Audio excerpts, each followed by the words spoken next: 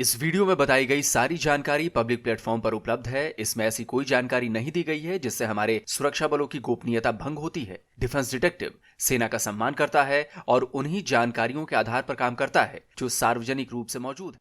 कंगाली में आटा गीला, ये मुहावरा तो आपने सुना ही होगा ना। सबने सुना है, हम सबने सुना है। और ये मुहावरा पाकिस्तान पर एकदम परफेक्टली 100% बैठ जाता है, सही सही एकदम। आईएमएफ के लोन के दम पर चलने वाला पाकिस्तान एक तगड़े झटके का शिकार हो गया। नमस्कार दोस्तों, डिफेंस डिटेक्टिव के एक और नए एपिसोड में आप सभी का स्वागत है। मैं हूं आलोक। तो दोस्तों, पाकिस्तान की गिरती हुई इकोनॉमी को एक और जबरदस्त शॉक लगा है।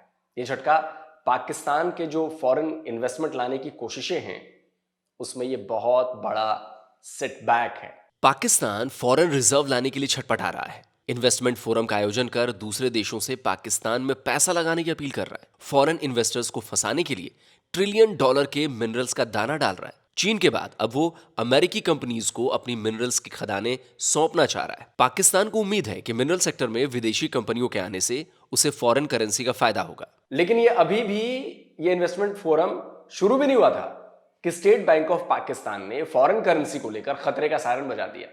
यह खतरे का सायरन पाकिस्तान के ट्रेजरी बिल को लेकर था, जिसमें पिछले कुछ दिनों में ताबड़तोड़ निकासी हुई थी। निकासी का मतलब समझ रहे हैं? जिन लोगों ने ट्रेजरी बिल में इन्वेस्ट किया था उन सबने अपना पैसा वापस निकाल लिया।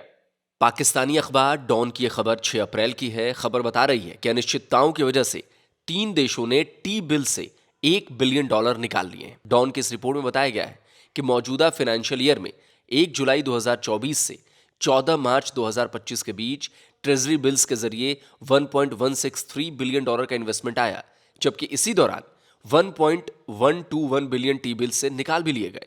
यानी पाकिस्तान के खाते में केवल $42 मिलियन की रकम ही बची। और फंड निकालने वाले वो 3 देश कौन से हैं? वो देश हैं यूनाइटेड किंगडम, यूएई और यूएस। यूनाइटेड किंगडम पाकिस्तान का सबसे बड़ा टी बिल इन्वेस्टर है और उसने फाइनेंशियल ईयर 2025 के दौरान $710 मिलियन का निवेश पाकिस्तान के टी बिल्स पर किया है। लेकिन पिछले कुछ महीनों में उसने 710 मिलियन में से $625 मिलियन निकाल लिए हैं। इसी तरह यूएई ने 205 मिलियन तो अमेरिका ने $130 मिलियन की रकम विड्रॉ कर ली है। तो पाकिस्तान में इन्वेस्ट करने वाले अपना पैसा वापस क्यों खींच रहे हैं? क्यों पाकिस्तान के लाख बुलावे के बाद भी जो विदेशी निवेशक हैं, फॉरेन इन्वेस्टर्स हैं, उनका भरोसा पाकिस्तान पर बन ही नहीं पा रहा है? इस बारे में बताऊंगा, लेकिन सबसे पहले यह समझना जरूरी है कि टी बिल्स क्या होते हैं। टी बिल्स यानी कि जो ट्रेजरी बिल्स हैं, ये हैं क्या आखिर में?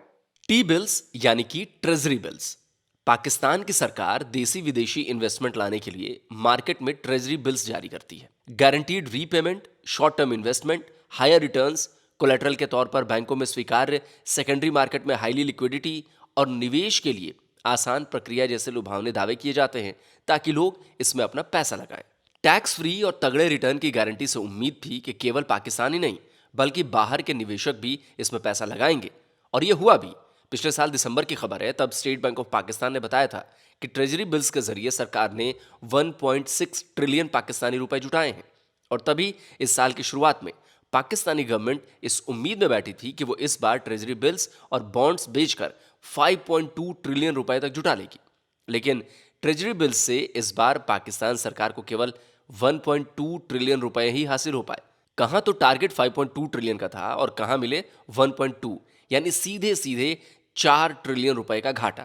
तो अब सवाल उठता है कि आखिर क्यों फॉरेन इन्वेस्टर्स पाकिस्तान के इस ट्रेजरी बिल से हाथ पीछे खींच रहे हैं? वो अपने पैसे निकाल रहे हैं? क्यों ताबड़तोड़ इन ट्रेजरी बिल से वो अपना पीछा छुड़ा रहे हैं? इसकी वजह पता है कौन है? इसकी वजह है खुद पाकिस्तान।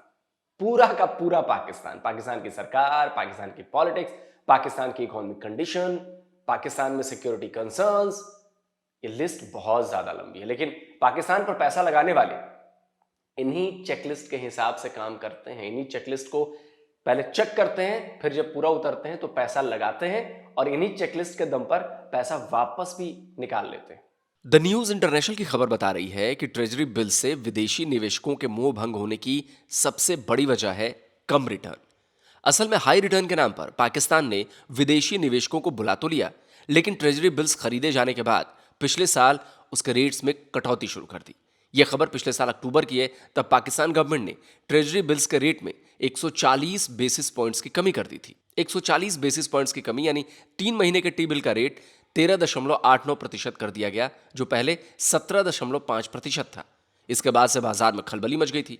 एक्सपर्ट्स ने 200 बेसिस पॉइंट तक की कटौती की आशंका जता दी थी, लेकिन डॉन ने एक पाकिस्तानी बैंकर के हवाले से बताया है कि मामला केवल ज्यादा रिटर्न का नहीं है। पाकिस्तान की राजनीतिक और आर्थिक अनिश्चितता भी इसकी बहुत बड़ी वजह है। अभी हमारा राजनीतिक गठबंधन बहुत कमजोर है और कम विकास के साथ संघर्ष कर रही अर्थव्यवस्था है। इसके अलावा पाकिस्तान में बढ़ती बेरोजगारी और आतंकवादी घटनाएं भी विदेशी निवेशकों को खतरे की चेतावनी देती हैं। पाकिस्तान सर से लेकर पैर तक कर्जे में डूबा हुआ है। फाइनेंशियल ईयर 2025 के दूसरे क्वार्टर में पाकिस्तान पर एक्सटर्नल डेट $4.2 बिलियन और ज्यादा बढ़ गया। अभी पाकिस्तान पर करीब $22 बिलियन का एक्सटर्नल डेट है। और तभी अमेरिकी क्रेडिट रेटिंग एजेंसी फिंच ने पाकिस्तान को बहुत बड़े संकट में घिरा बताया है। गनीमत यह रही कि पाकिस्तान के हाथ पैर जोड़ने पर चीन ने $2 बिलियन लोन के रीपेमेंट को 1 साल तक के लिए टाल दिया है। पाकिस्तान में इस साल शुरुआत में 7% अनएम्प्लॉयमेंट रेट रिकॉर्ड किया गया है।